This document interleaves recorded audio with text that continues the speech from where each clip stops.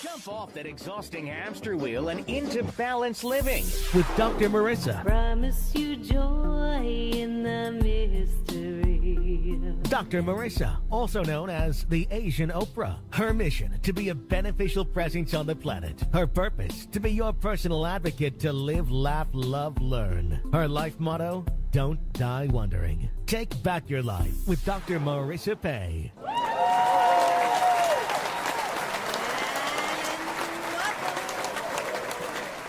You are tuned to my weekly talk radio TV show called Take My Advice, I'm Not Using It. Get balanced with Dr. Marissa every Tuesday at naturally high noon out of the Sunset Gower Studios, where Scandal and Murder, She Wrote are filmed. And then with UBN Radio TV, that's Universal Broadcasting Network. And then every Thursday on my CNBC, NBC syndicated news radio channel KCAA. That's on AM 1050, FM 102.3, FM 106.5, and then syndicated everywhere that you get iHeartRadio. And this is a show about hope and happiness. So, even though Scandal is recorded here, there is no scandal, no gossip, and no K-words, no Kardashian talk at all. Because I want you to focus on your own reality show and how you can be happy 88% of the time, because if it's 100%, you're dead. We don't want that. So we need a little bit of contrast, but most of the time. So I bring you topics and guests who help you with that. And if you missed any of my fabulous guests in the last 6 years, like New York Times bestselling author Neil Donald Walsh, Marianne Williamson, to Marianne from Gilligan's Island, Dawn Wells, Potsy from Happy Days, Anson Williams, Muhammad Ali's daughter, Layla Ali. And in case you didn't know, on my YouTube channel, I also have red carpet interviews with some pretty awesome people like Quincy Jones, Halle Berry, gold medal Olympians, John Travolta. So please do go and check that check that channel out and free subscribe there so you can continue to be splattered with more hope and happiness. And peace in and peace out, a short one today, but to my sailing mate, Butch Macy. He passed when he was on a riverboat trip in Russia, doing his adventures that he loved to do while I was in Europe. And so I know he's on the other side, but a big healing breath of peace and love sent to the Macy family, who are feeling the loss on this side, but knowing that he is whole and complete, and watching us all on the big screen TV with my dad cheering us all on and loving us from there in a way that he couldn't love us from here. So that is my peace in, peace out for the Macy family today. And a super big happy birthday to my big brother, Michael Bernard Beckwith, who, thanks to Stevie Wonder, he came and sang happy birthday to Michael at the Sabin Theater, our new home, a week ago. And I'm actually going to be on Dr. Michael Bernard Beckwith's show this coming Friday, August the 10th, my birthday, not this Friday, the following Friday. So you want to tune in at 1 p.m. to the KPFK 90.1 FM dial, and I get to be his guest launching my newest baby that took 9 months to write, 8 Ways to Happiness from Wherever You Are. And we'll talk about that a little at the end of the show during my balance bar. I also want to give an Asian Oprah giveaway today to anyone that is in Southern California who wants to join me at the Lincoln Experience Center in Fashion Island. I will be on a panel, a mastermind panel, with brilliant other people at Ryan Long City Summit Business Acceleration event. So if you're interested in that, stay tuned to the end of the show and you'll find out how you can get a free ticket to that. Now, today this week is actually the last week of the month, and you all know it's Marvin Gaye time, the last week of the month. I started this series 3 years ago, I think, when I heard the statistic that up to 80% women fake orgasms, and I became determined to make pleasure a G-rated topic, because we're not comfortable talking about an important factor that is linked to our happiness quotient. So I began inviting guests to cover a wide scope of topics in sexual healing. So from condom research to safe sex apps to 11 kinds of orgasms, from online dating tips and my men's panel, matchmakers and infertility experts, to ending female genital mutilation. So if you've missed last week's episode with a panel of millennials talking about hooking up and sex ed, go to my YouTube channel for that on the playlist Sexual Healing with Dr. Marissa. I also think it's really important, as I talk about the pleasure side, to talk about the healing side of sexual healing. And that's where this week's guest is really...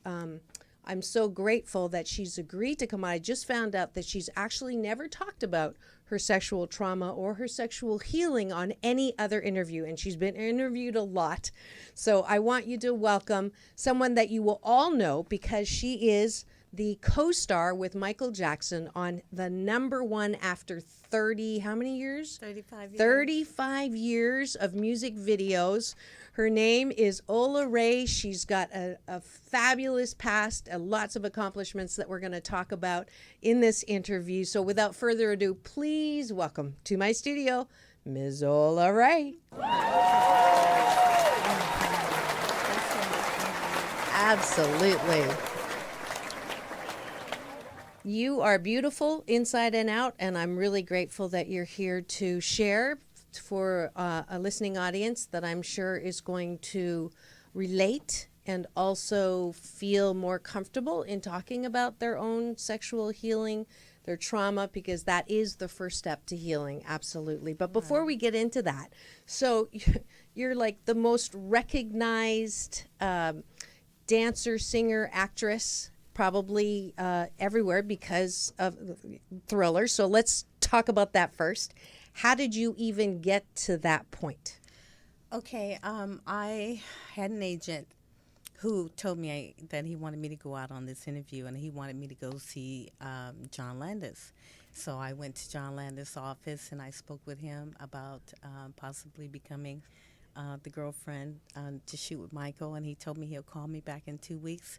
And so after that, after 2 weeks' time, I heard from him, and he told me I had a job. But I believe he said he had saw the Playboy issue. Ah, there we go. Yeah. Let's talk about the Playboy issue. Actually, let's go way back. You actually started in Japan, which I was really like, you'd never know. And you speak Japanese. Oh, no, hongo skoshi desu. But yeah, I started my career at the age of 15 in Tokyo. I sang, danced, and modeled, did high fashion modeling there. And that's where my career began.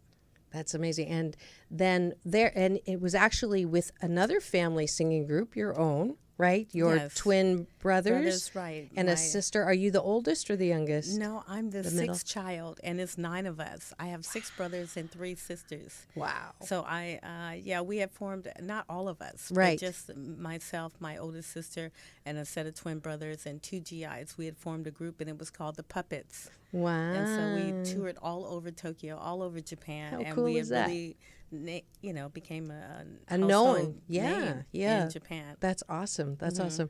And then, so you auditioned, you came over to the States. How old were you when you came over? I was 17. How young? Well, I started working at 15, and I was 17 by the time I came back to the United States. Okay. And so once we got back, I decided to move to L.A., and I went to college for a couple of years, and then I decided I wanted to get back into the industry. And it was so funny. My agent in Japan had told me, well, if you want to get back into the industry, you might want to do Playboy. And he said, because... Well, listen, he said because it's different over here. He said the high fashion models, they're all a certain height. And I was doing high fashion modeling, but I'm only 5'4" in Japan. So he said if you want to get back into the industry, you might want to just, go do Playboy. Okay. And so I was like thinking, I don't know if I want to do anything like that. So I went to college for a couple of years, and I studied theater, music, and ballet. And then after a while, I decided, I want to get back into the industry. And I had saw a picture of Marilyn Monroe on the front cover of Playboy magazine, and I looked into it, and I saw all the parties and all the entertainers that were at the Playboy Mansion. So I decided, okay, well, this might be something I can do. Okay. So I ended up walking up to the Playboy building on Sunset Boulevard and walked right in with my pictures in my hand, sat it down and told them who I was and that I wanted to see if I can audition and become a centerfold for Playboy. And they called me like within the next week. And they said, well, yeah, come on in. And I went and shot some text pictures in Chicago, and then after that I came back.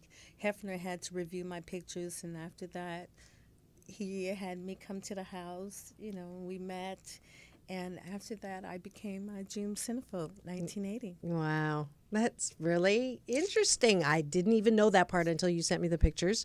So, and you think that helped land you the Landis job? Of course. No, it definitely helped get me that job. Okay. Well, when I at first did Playboy, I had got an agent and was doing commercials, so I wasn't using, my body, my name. Mm-hmm. Oh, okay, your name. My name for commercials. I've done like many commercials, like milk Coca-Cola, Coca-Cola, yep.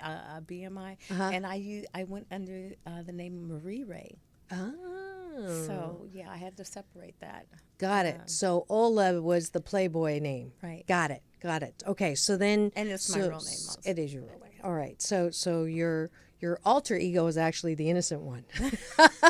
Right, Marie. Okay. So we have the real one that got the dance. And what was it like working with Michael? Oh my God, it was so great. I mean, I just feel so grateful, and I'm so humbled by, having that experience and being able to work with the #1 entertainer of all time, which is Right. Michael Jackson. Yeah. We had so much fun on the set. Did you? And How long did it take to shoot the whole thing? It took us 2 weeks. That's it?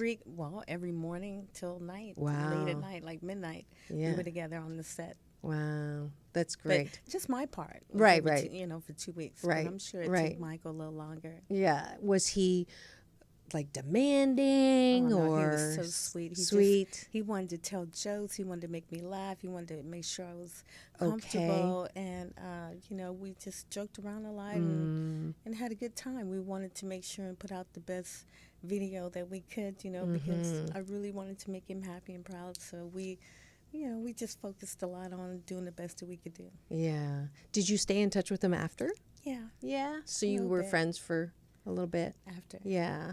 What and before I ask you the sad question, if you've just tuned in and you're wondering who I am talking to today, it is the very memorable Ola Ray, first on Playboy, and then, most importantly, on Thriller, where she was the co-star to Michael Jackson's Thriller video, and we just had a little fun posing on that one. And we're here talking about sexual healing because it is the last week of the month. So what was your reaction when you had heard what had happened? Like, did you have were you surprised? Regarding Michael passing. Oh, of course. I Yeah. was surprised. I was at home, and it was early morning, and I got a knock at the door, and someone was yelling from the other side, wanting me to open the door. And I'm like, who are you? And Right. And they're like, turn the TV on, and here's my card. And they slipped a card underneath the door, and it was a news crew. And so I went and I turned my television on, and then I saw what had happened, and I immediately went into shock. I was just like so devastated. Yeah. And I went to my door and opened my door, and by that time there was like a whole news crew sitting on top on my front lawn. Right. And I didn't want to go out and talk to them, but my mother, she told me, she's like, Ola, she said, these people are depending on you to go out and say something to help them. I said, I said, Mom, why me? And she's like, Ola, they need confirmation, and I guess they're coming to you to get it, to make sure that this is really happening or whatever, and you have to go out and give them some words of to help them go through the pain that they're all suffering. And I'm like, Mom, okay, I'll do it, but I didn't want to. Right. And I went out there and I addressed everyone and told them, yes, this is what really happened, and yeah, it was a very sad time. Yeah. Did you know that he was suffering or had those, No, pain? he was about to go out on tour. on tour. But later I come to find out that he had pneumonia. He was suffering that. And then, I had just been talking with my girlfriend the night before, and we were talking about Michael, and I don't know why I felt that he wasn't sleeping. He wasn't getting enough rest. And it's so weird that, that we were having this conversation because that's basically what happened to him. And one of the reasons why he passed is because he had to use this medicine to put him to sleep. So he could do what he had to do. Yeah. I talk about this a lot in the book. So let's talk about your book, because the book is also going to introduce something that you haven't talked about that is the topic of actually today's show. So you have a book that you've laid out your relationship with him as well as some of the experiences you've had, and I want to be really sensitive to that, and I appreciate your courage in coming out and actually talking about it. You have experienced sexual trauma. I have experienced sexual situations, for a long time. The first time I experienced in Hollywood, work related, was I was 17 and I went out on an interview in Hollywood, and I was told that this was something I had to do. I was on an audition. Right. And I'm like, something is like, this is not right. What was I had to do? I'm not, I talk about it in my book. Okay. I don't want to really go into the details right now. Yep. But just to say that my first encounter was when my first interview in Hollywood. And I ran out of the room yelling and screaming and crying, running down Hollywood Boulevard. And so after that, I got an agent. And so I felt a little bit more safer and secure about going out on interviews. Right. And then I really didn't have any problems with working. I worked a lot. I was with Eddie Murphy with a couple of his movies that he had did. Now, this was before Beverly the Hills. Thriller? Yeah, all of this was before. Got it. And so I did all these commercials, and I did all this work, and I never had any problems. Right. And then after Thriller is when it all started for me. I was asked to go, into a room where a really known director and producer to this day asked me to come in and simply just started telling me basically that since I've done Thriller, that I'm on a different level now, and if I want to continue my career, that this is what he wanted me to do. And I'm discussing it in the book, what he wanted me to do. And then again, I ran out, screaming and yelling. But now, I felt like I was blacklisted for a long time. Okay. Do you name the names in the book? No. I don't have the courage yet. Okay, let's talk about that. Yeah. So, because Me Too is a huge movement to encourage women to step out. And I want to congratulate these women. I want to say, good for you, and it's really great that you're standing up for us, because it needed to be addressed. For me, as far back as I can remember, this is just how men are in Hollywood. So I started to think to myself, this is just how a man is. Right. And this is not right. It's not good to even think this way.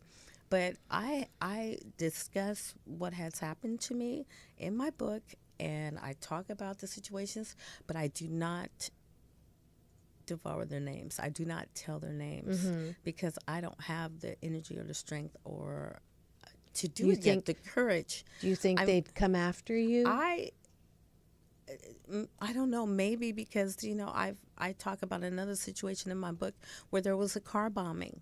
So I don't know why there was a car bombing in my life. I don't know. So you never know. I know for sure that the people, the names that I have, they're very well connected. They're very, very prominent in the industry. And they have not been highlighted. No, they have not been. Their names have not been out yet. Okay. Yeah. And so I am a little afraid. I just went through 35 years of dealing with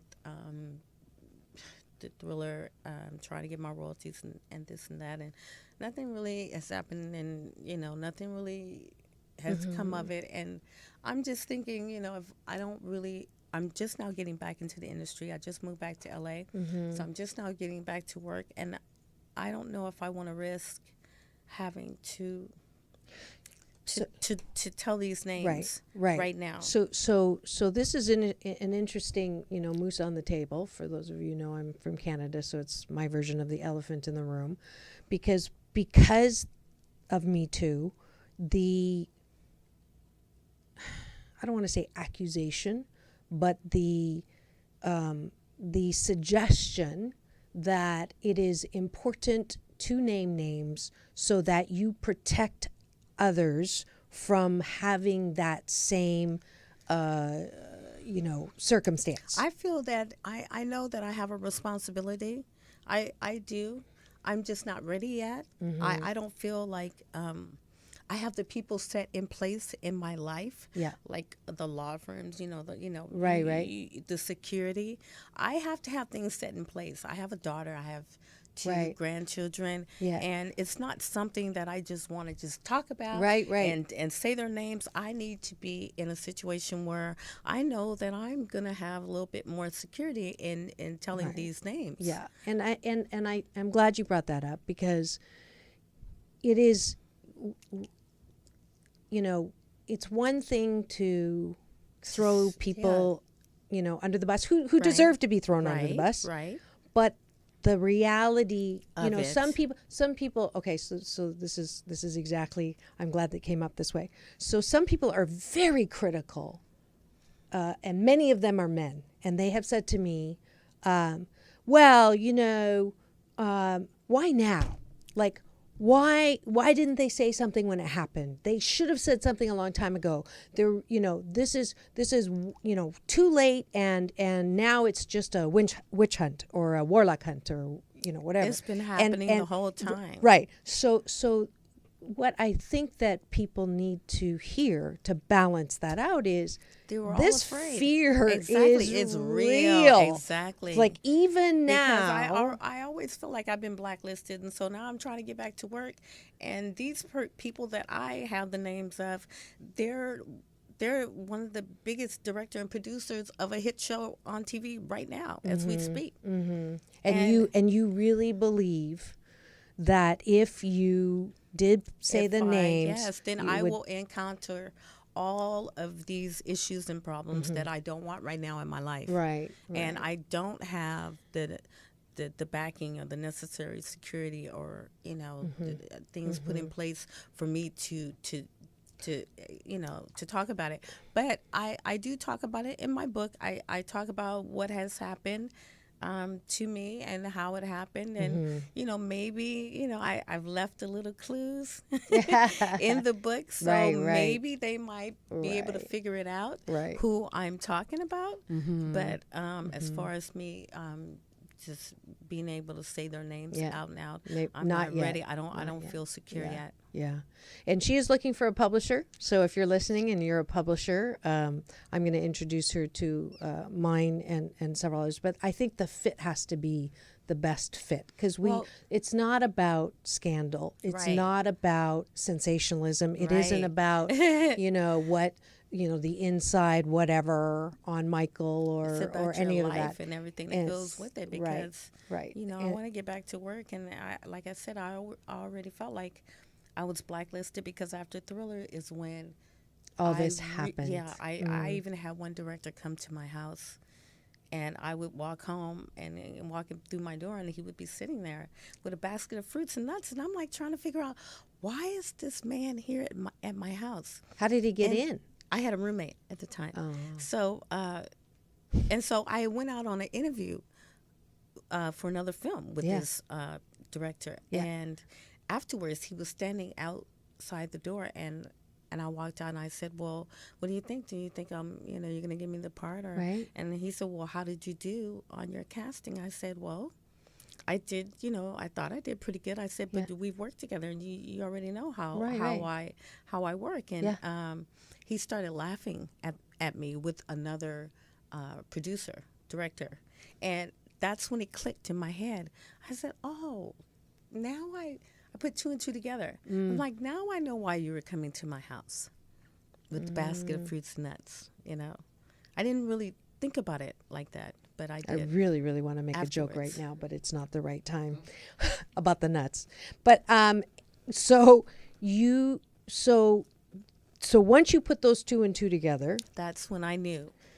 that's what the expectation was. If you want the job, if you want the part, I want to work you with this eat person, period. you eat- again. That you eat the know, bananas and the nuts. right.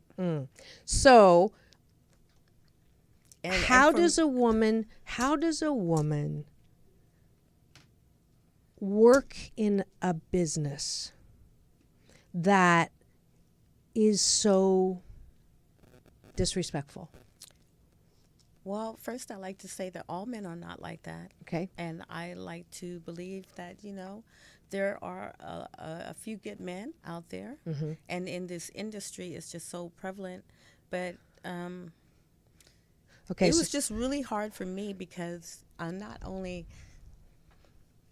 going to also admit something Okay. that has happened to me in my life that it's the first time that I've ever discussed it or talked about it, but Okay. it's also in my book. And after Thriller, because of the feeling of being blacklisted and because of me having to deal with all the sexual harassment Yep. that I was dealing with, I tried to commit suicide because I told myself, I said, I'm not going to sell my soul. I said, I'm not going to sell my soul, and then I'll rather just, you know, go out. And so I did try, but through the grace of God, He saved me, and I'm still here alive to tell this story today. I mean, it was very stupid of me, but, you know, I at that time, I was going through so much of the sexual harassment and so much of not getting paid for what, you know, I had done, and I was, like, at a point in my life where I'm not going to sell my soul. And so if this being in doing something that I love doing means that I have to sell my soul, I'm going to just take myself out. Well, I'm And, super glad you didn't. Yeah, I'm really grateful that Super God glad. saved me, Yeah. first of all, you know, through His grace. I'm still here to tell this story. And, Yeah. and that's what I want a lot of people to know, that this book that I've written, it's called The Thrill of It All. It's about my life story, and it's a journey, and it's something that I wanted to share with everyone because I want everyone to know everything that I've gone through. And the fact that I came out of it, and even the drugs, everything that I've gone through, God gave me the strength to pull through, and I just want to be able to encourage Yeah. and give strength to anyone else out there that might be going through the same thing that Right. I'm going through, Yeah. or maybe not knowing how to handle a certain situation Right. that they're in. Because Right. I talk about how, yeah, you know what, you could handle it like this, or I knew the next time to handle it like that. So if anything, it's just, you know, a book that's going to uplift and hopefully give some people Yeah, strength. absolutely. And a little eye opener as to what really goes on here in Hollywood. Yeah, yeah, and so I don't want to know the answer to this, but I do want to know the answer to this. Is it still happening even after this whole, you know, awakening awareness and in the public's eye? Please tell me that has made a difference. Has the Me Too movement stopped? Well, I will say this: a man will be a man. Not all men, though. Not all men. Not all men, but a man will be a man. So for me personally, no one has came up to me and gave me an ultimatum as to, okay, either you do this or you're not going to Okay. get this job because Okay. you know I'm just not Is getting it back. still? But is it still here? I would think so, and I don't think it will ever leave. It's just, Well, you I'm know, not going to be that. I mean, that's just my point of view. I mean, you know. Yeah. I hope you're wrong. I hope you're wrong. I mean, at least we. But some of the reactions. started. Yeah. A revolution, Right, and right. right now we're talking about it. Yeah. And you know, I think that they will think twice before doing something like this. But you know, there's some men out there, and some in certain situations, and with the level that they are on in this business, still feel like, they are entitled to sexually harass women, to Right. just do this to us. Yeah. I mean, Yeah. I've dealt with this almost all my life. I never really thought, I always just thought that this was just men. The way it was, right? And it's sad. Right. You know. It is sad. And we'll come back and talk a little bit more about that. I'm getting the signal that we have to take a break to thank the sponsors of the show that make this possible. So we'll be back in 2 and 2. Remember, it's all about balance, peace in, and peace out.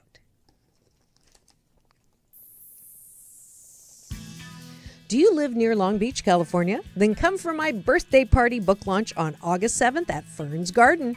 This is Dr. Marissa, also known as the Asian Oprah, and I'm super excited to bring you my newest book, 8 Ways to Happiness from Wherever You Are, endorsed by Muhammad Ali's daughter Layla, Marianne from Gilligan's Island, Don Wells, and more. It's a guide for anyone who wants to stop suffering from past pain and future fear, because you deserve to be happy 88% of the time. RSVP at Eventbrite, 8 Ways to Happiness.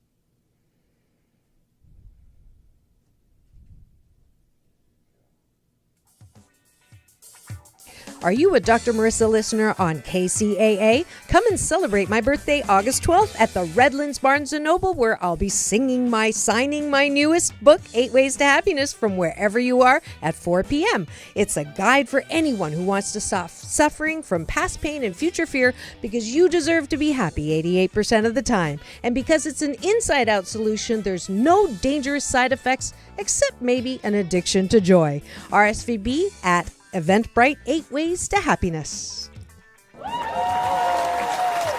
And yes, I will invite all of you. It is 1 week from today, the official launch of 8 Ways to Happiness from Wherever You Are.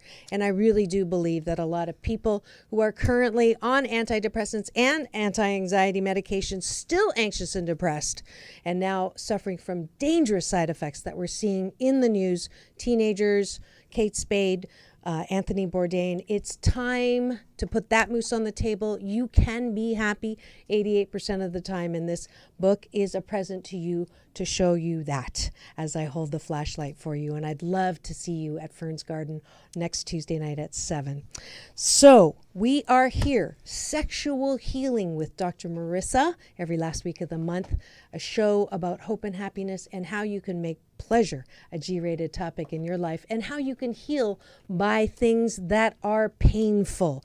And my special guest today to highlight the topic, and she's already shared very, very intimate and important things in her life as a way of encouraging you to be strong and courageous and learn from things that she was not aware of at the time. It is Ola Ray. You'll know her face and you'll know her dance moves as the co-star of the Thriller #1 after 35 years music video, a billion something, platinum something that you'll fill me in on. I know that there is a high number on that. Ms. Ola Ray. So what is the stats on that? I think the latest stats I've heard on Thriller, it's like over 1 billion on hits on YouTube. And I think it's been over like 30 times platinum. Wow. From the RICA. Gave out that That's amazing. information. That's so, amazing. Yeah, it's beyond anything Yeah. me and Michael would have ever dreamed of. Right. You know? Right. Was he a perfectionist? Yes. Oh, that was easy. His birthday is August 29th. My Oh. birthday is August 26th, so we're like really close. Okay. And so yeah, the first day I went on the set, he was doing the Michael Jackson Thriller dance with Yes. the dancers. Yeah. And he just kept saying, "Okay, let's go again, and again, and again." And each time they did it to perfection. Right. yeah. So that was, and the reason why I asked that is I have heard from some people who were close to him that he had that, what I call the perfectionist disease, which is it's never good He's enough. just a Virgo. We're all Virgos. Okay. It's never good enough. Beyonce's a Virgo. Okay. It's just, So, but you know. but the cost of that is it's never good enough. I'm never good enough. No, I don't. No, I don't it's think like, that. I mean, he started doing this at a very young age. Right. This was a passion that he's had all his life, and he was taught to perfect it and to make sure before he went out on that stage to have it, down. So I don't feel like it's a disease or anything Okay. like that. I just Okay. feel like It's just this is part something- of- who he was. He had a really strong passionate about. I mean, I feel like when I go to work to do whatever it is I have to do, I'm like that too. I study the character, I study the Right. situation, I make sure and give the best performance Right. that I can give, Right. and it's just, So you don't I just think kinda it's it's not being a part of too being much a pressure? Virgo. It's too much pressure because the criticism of It's a his lot of dad, pressure. his It's a the way lot. his dad Right. pushed him as a kid. I got to interview him actually as well. Is that valid, or did Michael have within him a natural desire? This was he loved it. Of course, he loved it. He had a natural desire to do it. This was who he was. He had that passion. And I mean, his dad, unfortunately, he had to spank him a couple of times to bring it out. And back in the day, a lot of black families, this is what they did. They spanked Chinese too. Okay. So we got a couple of spankers every now Yeah, and then. yeah, So yeah. I don't feel like it was really, Overly, overly the criticism that Right. is But Michael was so sensitive, so anything like that to him would have been really, really bad. So, and I understand him, and I understand his point of view of it as well. But the passion that he had inside of him for being this entertainer, and the reason why he was the number one entertainer of them all was because he that. had this type of discipline, Right, and because right. he projected. Was he himself. happy, you think? He was very happy. Okay. When we shot the video together, I mean, he was tremendously happy. He didn't drink. He didn't have any addictions or anything. How old at was that he then? time. Do you remember? Um, Without saying how old you are, because you're ageless. I know that's why you're hesitating. I'm in the same boat. You notice how I say it's my birthday, but he was we're a- not talking about it. Yeah. He was a year older than me. And, You didn't have to say that. I wasn't asking for that. So, but how old he was was he when still he young. was He was okay still in his like, 20s? his 20s. He was in We his were- 20s. we were in Okay, our you were in your 20s. 20s. So yeah, so it just just following that, his joy. I want to believe that it wasn't purposeful what had happened at the end, or that he was so unhappy that's why he couldn't sleep. No, I even have problems sleeping.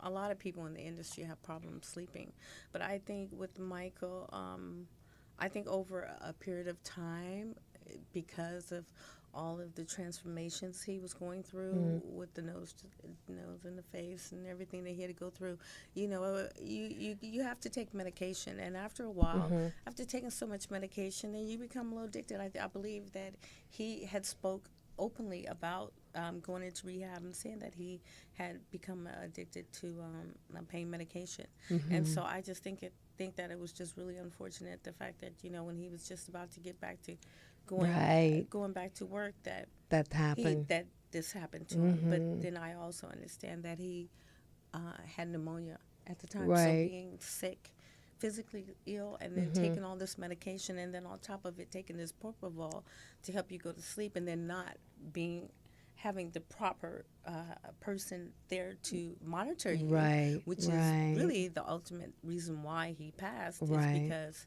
It was the Dr. Murray unmonitored. wasn't there to Right, and to do he's- what he was supposed to be doing. Right, So definitely. but a lot of things play a part, and situations like this in our lives. I mean, it's just, So- thank God, through the grace of God, I'm So let's still talk about here. that. So let's talk Yeah, about that. for So me. so from that moment of despair that you felt and the trauma of the sexual advancements and the casting couch, so to speak. Yes, definitely casting couches.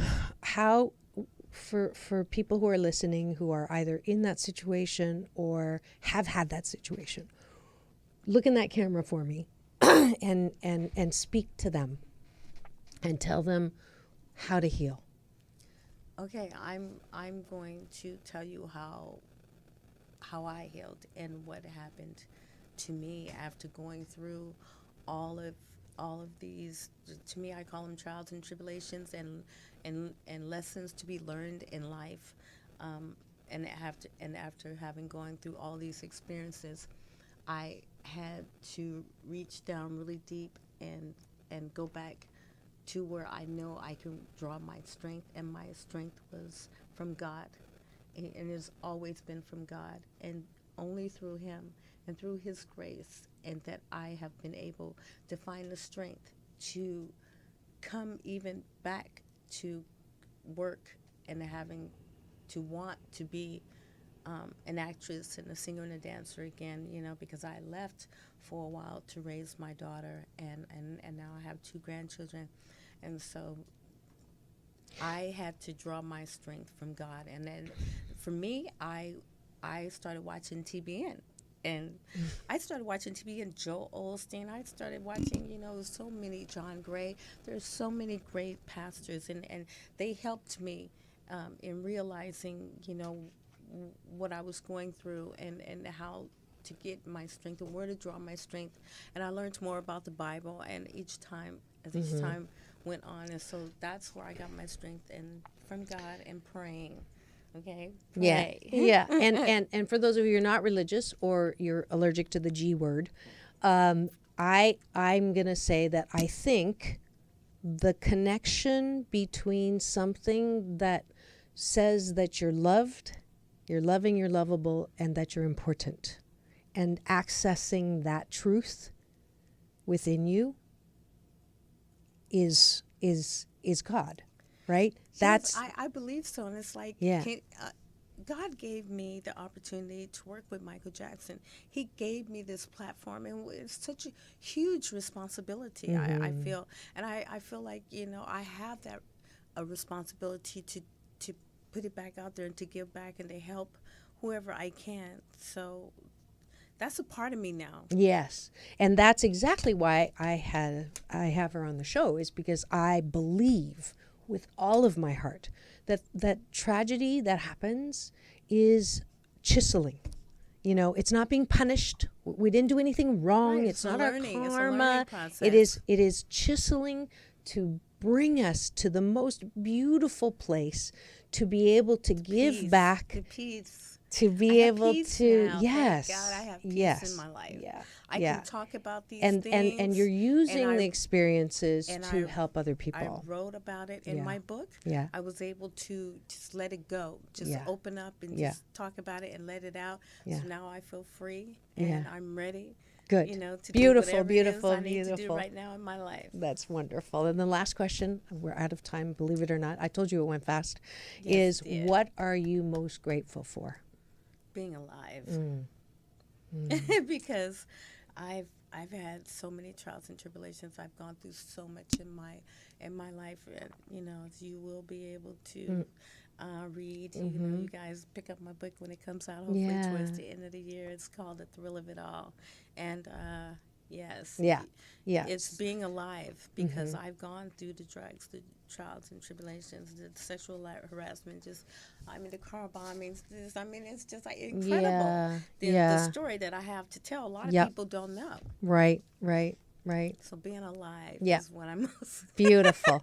grateful for. Beautiful. And I'm glad you're alive And too, I'm a and that child you're of God. using your pain to help other Yes. people. And that's what it's for. So thank you so much. Ola Ray. And there you have it.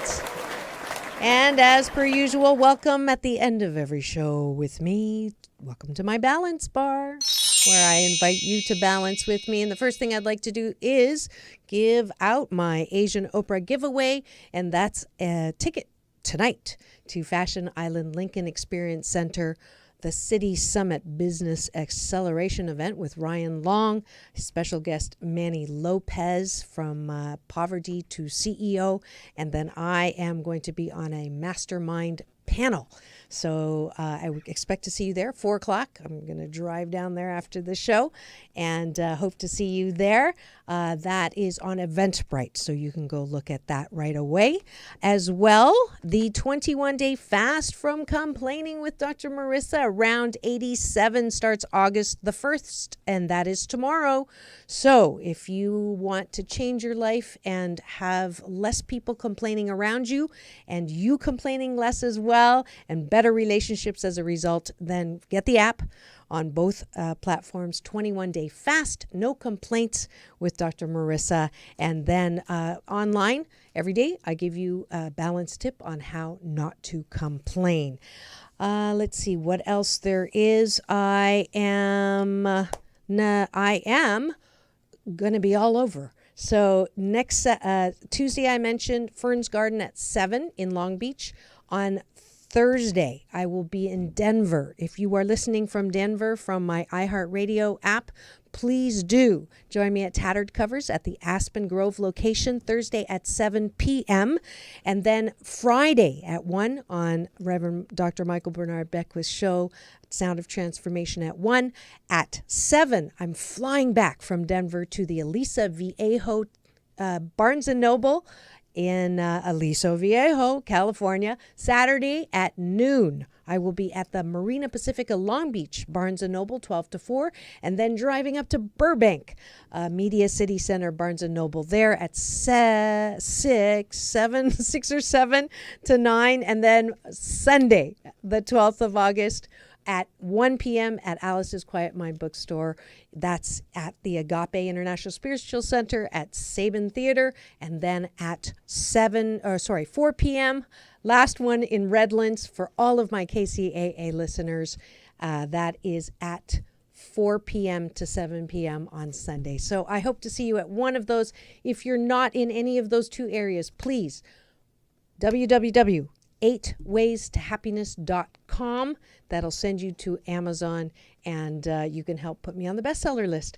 If you can wait till August 7th to order, that would be great, because that's the day apparently that all the numbers are counted towards how it comes out. And even if I don't, yes, it is a little bit of ego to get on a list, but more so than ego, it is because I really truly believe this was written through me to help everyone get to 88% happiness. It's a cross between I'm okay, you're still okay, and don't sweat the small stuff and the big stuff, because pain in life is mandatory, as you heard from my guest today, but suffering is optional. You do not have time to suffer, and I don't either. I have 10,888 plus or minus 2,000 days left in my life, and I do not want to waste one of them. So join me at any of the book signings or order the book, and I promise if you do the exercises and you read through the Peace of My Mind and Peace of My Heart that I share with you, you will never